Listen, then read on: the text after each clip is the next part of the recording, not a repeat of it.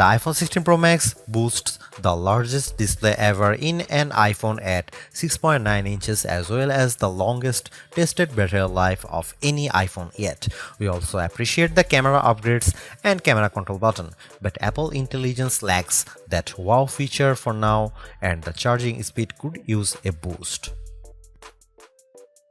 There is some big questions that kept nagging me as I was testing the iPhone 16 Pro Max. Does the larger screen make it compelling or too big? Is the new camera control a game changer or a gimmick? How well do the Apple Intelligence features actually work? If the iPhone 16 Pro Max has the best iPhone battery life ever, how long does it last? After testing this flagship phone for several days, I'd say that it is indeed a handful, and while I am encouraged by some of the Apple Intelligence features I tested in a beta that's arriving next month, more AI capabilities will be coming later.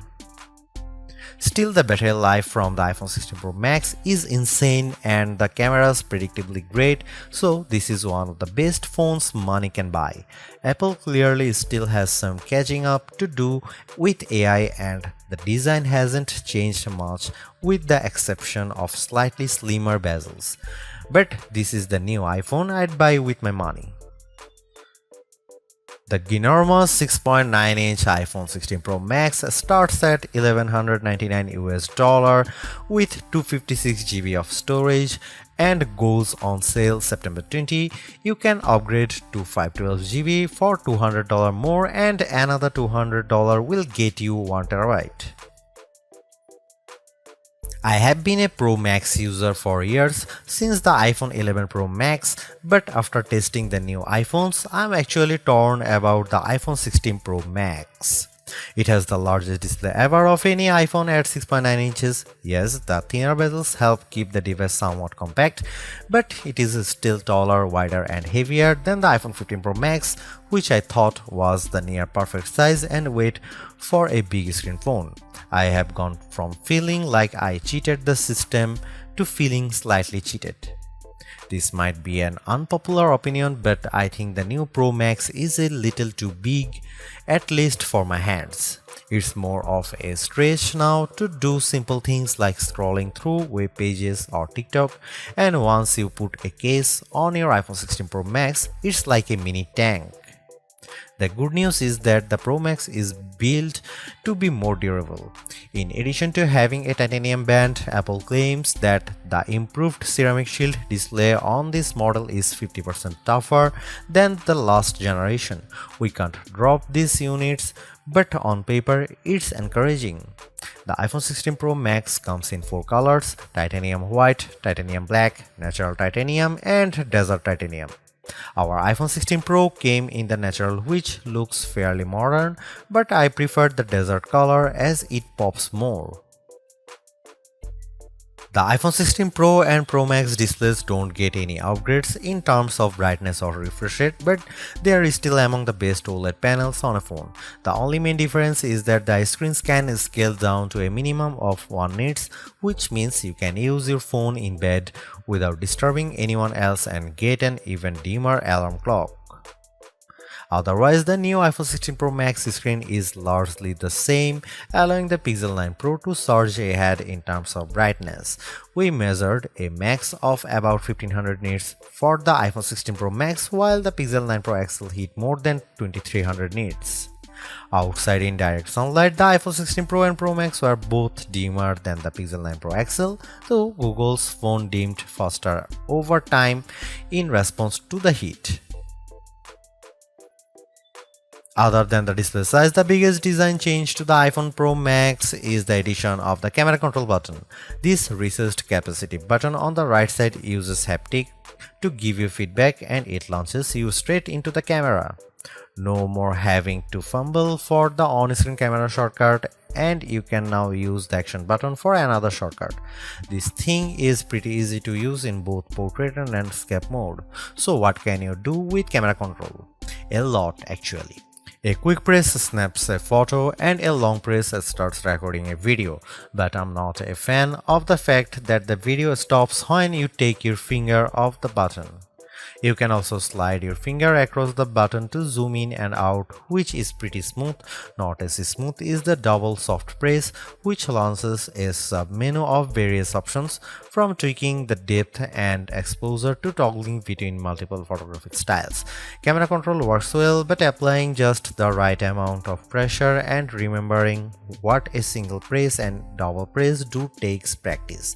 I also wouldn't recommend taking macro shots with the camera control, as it shook the camera when I got super close to a subject. The iPhone 16 Pro Max gets a bunch of camera upgrades, starting with a new 48 megapixel fusion camera for the main shooter that's designed to read data faster. The result should be zero shutter lag and faster focus. I took some shots of people passing by on scooters and moving taxis at the same time on the iPhone 16 Pro Max, and iPhone 15 Pro Max and the new iPhone was indeed faster. The results were not necessarily sharper too, as you can see in this side-by-side comparison. Here are some camera samples of iPhone 16 Pro Max.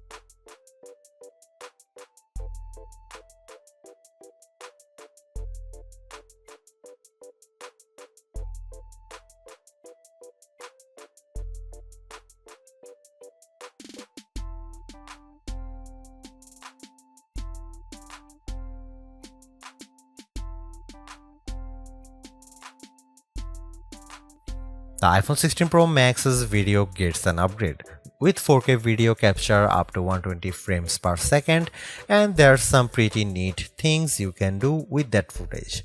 Using the playback speed controls, I could slow down a ping pong match to 50%, 25% or 20%, and the footage still looked sharp.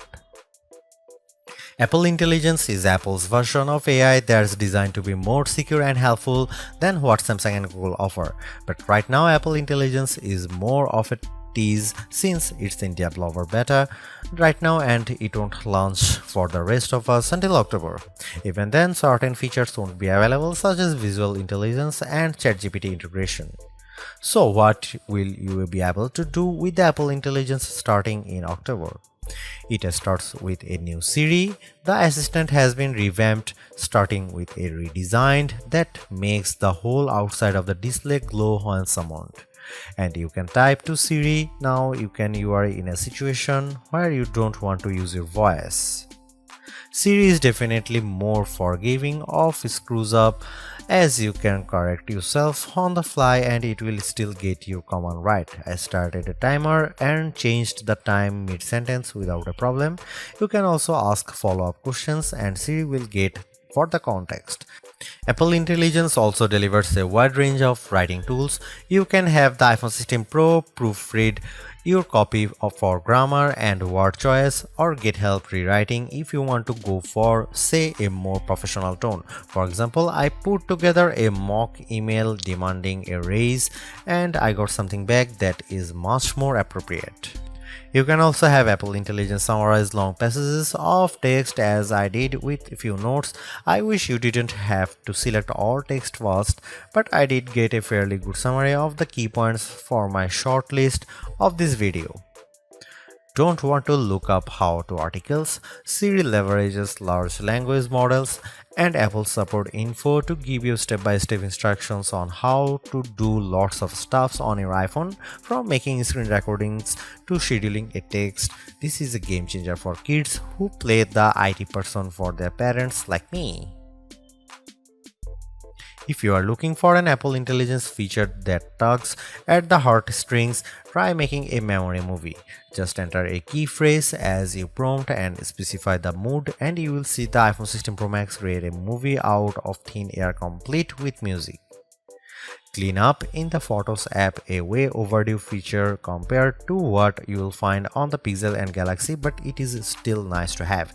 You can remove unwanted objects or people in the frame with just a tap.